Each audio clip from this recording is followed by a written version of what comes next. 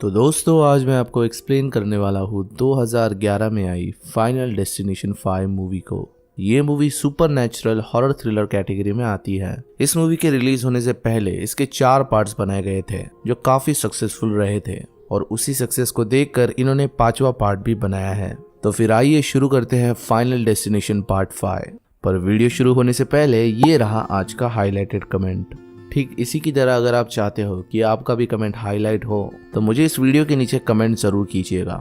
Comment में मुझे बताइएगा कि आपको कौन सी मूवी का एक्सप्लेनेशन चाहिए। मैं आपकी सजेस्ट हुई मूवी को भी एक्सप्लेन करने की पूरी कोशिश करूंगा। वीडियो पसंद आती है तो एक लाइक जरूर करना।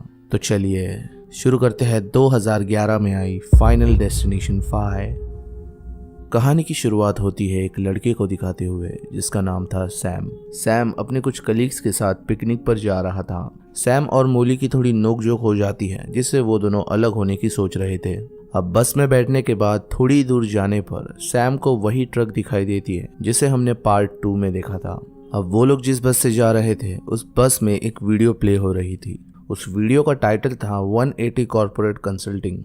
अब जैसे ही इन लोगों की बस एक ब्रिज से गुजर रही थी सैम को कुछ अजीब लग रहा था। उसे ऐसा लग रहा था कि यहाँ पर कुछ इंसिडेंट होने वाला है। उस ब्रिज पर कंस्ट्रक्शन का काम भी चल रहा था। अब उस ब्रिज पर कंस्ट्रक्शन का काम चलने की वजह से बस धीरे धीरे चल रही थी और जैसे ही बस एक ब्रेक मारती है तो सैम के हाथों में स्लाइड कट होता है और तभी अचानक से उनके बस का रेडियो अपने आप ही चालू हो जाता है। उस रेडियो पर गाना चल रहा था dust in the wind all we are. मतलब सैम को ये क्लू मिल रहा था कि वो लोग विंड से मरने वाले हैं। मतलब उस ब्रिज पर जोर से हवा आने वाली है जिससे ब्रिज टूटने वाला है। जैसे ही सैम को ये समझ आता है वैसे ही ब्रिज टूटना शुरू होता है। अब ये लोग एक एक करके बस से बाहर निकलने लगते हैं पर फिर भी सैम की एक दोस्त कैंडिस उस ब्रिज से गिर जाती है। सैम का एक दोस्त बस में ही रह जाता है और बस उस ब्रिज से गिरने की वजह से उसकी भी मौत हो जाती है। अब ब्रिज बीच में से टूटने की वजह से सब लोग ब्रिज के उस पार जाना चाहते थे। सैम अपनी एक दोस्त मोली को ब्रिज के उस पार भेज देता है लेकिन तभी वो देखता है कि उसकी एक और कलीग को मदद की जरूरत थी। उसका चश्मा उस भागादौड़ी में गुम हो गया था और चश्मे के सिवाय उसे दिख नहीं रहा था। सैम जैसे तैसे उसको निकालने की कोशिश करता है पर वो फिर भी ब्रिज से गिर जाती है। अब ब्रिज से गिरने के बावजूद भी वो जिंदा थी पर तभी एक कार उसी ब्रिज से उसके ऊपर ही गिर जाती है जिससे उसकी मौत हो जाती है। सैम का एक और दोस्त जिसका नाम था नेथन वो उस ब्रिज से भागने की कोशिश कर रहा था पर तभी उसी ब्रिज की रोप उसके ऊपर तेजी से आकर उसे जान से मार देती है। सैम का बॉस डेनिस भी उस ब्रिज से लटका हुआ था पर तभी उसके ऊपर खौलता हुआ कोल टार गिर जाता है जिससे वो जलकर वहीं पर मर जाता है। वो पूरा ब्रिज टूटने की कगार पर था। सारे गाड़ियां एक के बाद एक गिर रहे थे। उसी गड़बड़ी में सैम और उसका दोस्त पीटर एक रेलिंग पर लटक जाते हैं। दोनों वहां से ऊपर चढ़ने की कोशिश कर रहे थे पर तभी उस ब्रिज के किनारे पर एक बड़ा सा ट्रक आता है और उसके अंदर से सारे सलिया गिरने लगते हैं और पीटर उन सलियों का शिकार हो जाता है। सलिया आर पार घुसने की वजह से पीटर वहीं पर मर जाता है। सैम ऊपर चढ़ने की पूरी कोशिश कर रहा था पर तभी उसी ट्रक में से एक शेड उसके ऊपर गिर जाती है जिससे वो भी वहीं पर मारा जाता है। पर तभी हम देखते हैं कि सैम को भी विजन आया था। सैम देखता है कि वो अब भी उसी ब्रिज पर था और जैसी बस रुकती है तो उसके हाथों पर भी सेम वही कट लगता है जिसे उसने अपने विजन में देखा था। वो देखते हैं कि बस का रेडियो अपने आप चालू हो जाता है और उस रेडियो में भी वही सॉन्ग प्ले हो रहा था। सैम को पता चल चुका था कि उसने फ्यूचर देख लिया है। वो अब हड़बड़ी में सब लोगों से कहने लगता है कि ये ब्रिज आगे जाके टूटने वाला है, जल्दी से इस बस से उतर जाओ। पर उसकी बात कोई नहीं मान रहा था। सैम अपनी दोस्त मोली को लेकर उस बस से उतर जाता है। अब सैम को उतरता देखकर उसके दोस्त भी उतर जाते हैं और ब्रिज का सच में एक्सीडेंट हो जाता है। सैम के सभी दोस्त ब्रिज को गिरते हुए अपने आंखों से देख रहे थे। उनके दिमाग में कई सारे सवाल उठ रहे थे और इन्हीं सवालों का जवाब जानने के लिए सैम को इन्वेस्टिगेशन के लिए भेजा जाता है। वहां पर एक डिटेक्टिव जिसका नाम था डिटेक्टिव जिम वो उससे पूछताछ करने लगता है पर पूछताछ करने पर भी उसे कुछ नहीं पता चलता क्योंकि रिपोर्ट्स के हिसाब से भी वो पुल तेज हवा आने की वजह से गिरा था। अब कुछ भी पता ना लगने की वजह से जिम सैम को छोड़ देता है। अगले दिन जिम और उसके दोस्त उसी मेमोरियल में जाते हैं जिन लोगों की उस ब्रिज एक्सीडेंट में मौत हुई थी। वहां पर उसे एक दोस्त जिसका नाम था विलियम वो उसे कहता है कि डेथ को उसके साथ चीटिंग करना अलाउड नहीं है।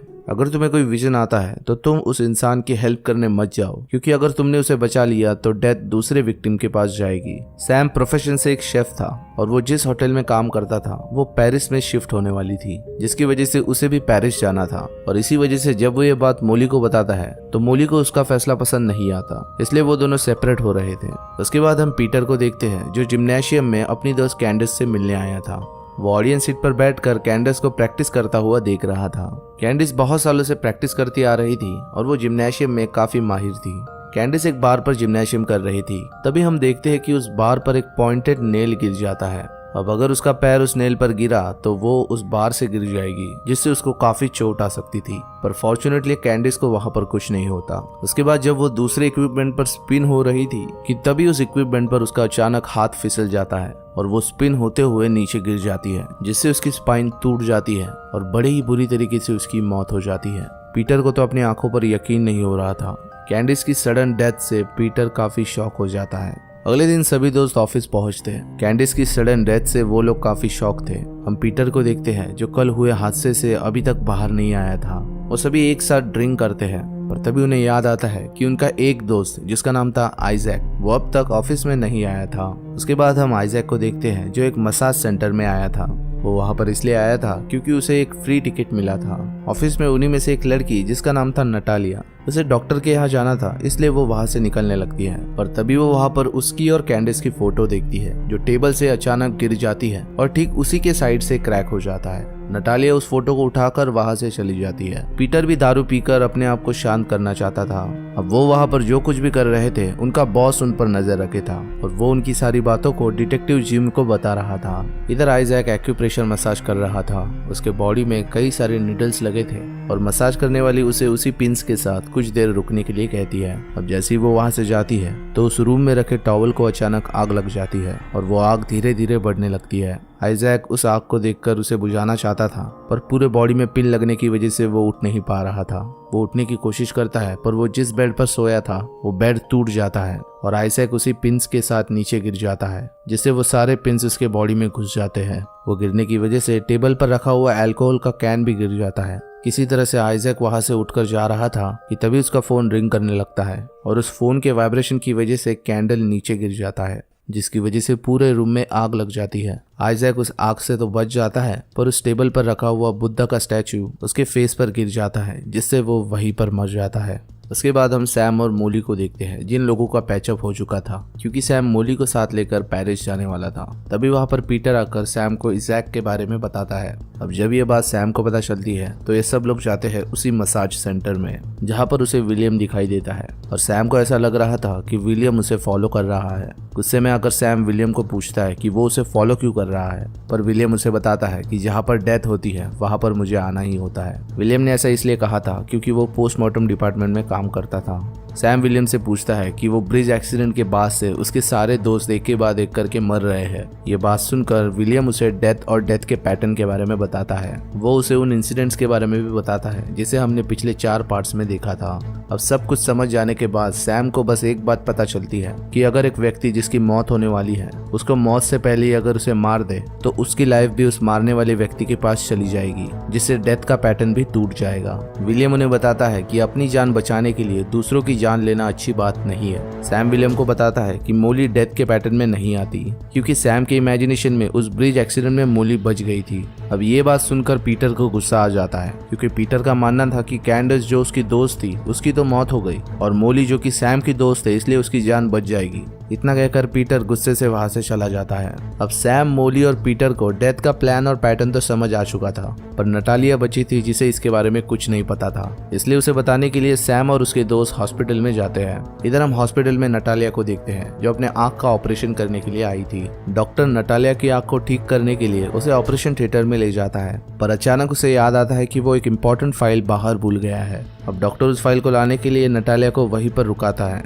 नटालिया को ऑपरेशन से काफी डर लग रहा था, इसलिए उसने अपने हाथ में एक टेडी बियर पकड़ा था जिसे वो डर की वजह से दबा रही थी। अब ऐसा करते ही टेडी बियर का नोज नीचे गिर जाता है और मशीन में अचानक शॉर्ट सर्किट हो जाता है। शॉर्ट सर्किट होने की वजह से मशीन अपने आप ही चालू हो जाती है, जिसकी वजह से वो मशीन नटालिया की एक आंख जला देती है। नटालिया को बहुत दर्द होने लगता है, जिससे वो जोर जोर से चिल्लाने लगती है। वो उस मशीन के रिमोट को पकड़ना चाहती थी, पर वो रिमोट नीचे गिर जाता है, जिससे मशीन की पावर और अपने आप ही तेज हो जाती है। नटालिया उस मशीन के सामने अपना हाथ आगे लेती है, जिसकी वजह से उसका हाथ भी जलने लगता है। जैसे तैसे वो उस मशीन से बाहर आती है और यहाँ नीचे उसकी चिल्लाने की आवाज से सभी लोग ऊपर आ रहे थे। उस मशीन से बाहर आते ही नटालिया जब आगे बढ़ रही थी तभी उसका पैर उस टेडी बेयर के नोज पर आ जाता है, जिसकी वजह से वो फिसल कर उस फ्लोर से नीचे गिर जाती है और गिरने की वजह से उसकी एक आंख बाहर निकल जाती है और नटालिया की बड़ी ही दर्द भरी मौत हो जाती है। डिटेक्टिव जिम फिर से सैम से पूछताछ करने लगता है और सैम उसे डेथ का प्लान और पैटर्न बता देता है, पर इतना सब बताने के बावजूद भी जिम को कुछ समझ नहीं आ रहा था। उसके बाद हम सैम के एक और दोस्त को देखते हैं जिसका नाम था नेथन। नेथन को पता था कि अगली बारी उसकी थी और उसे ये भी पता था कि उसकी मौत हुक्स से होने वाली थी। जब नेथन काम पे होता है तो उसकी एक आदमी से लड़ाई हो जाती है और जब वो उस आदमी से बहस कर रहा था तब वो देखता है कि एक बड़ा सा हुक उसी की तरफ आ रहा था। नेथन को ये भी पता था कि अगर उसने उसके बदले किसी दूसरे की जान ली तो डेथ उसे नहीं मारेगी। इसी चीज का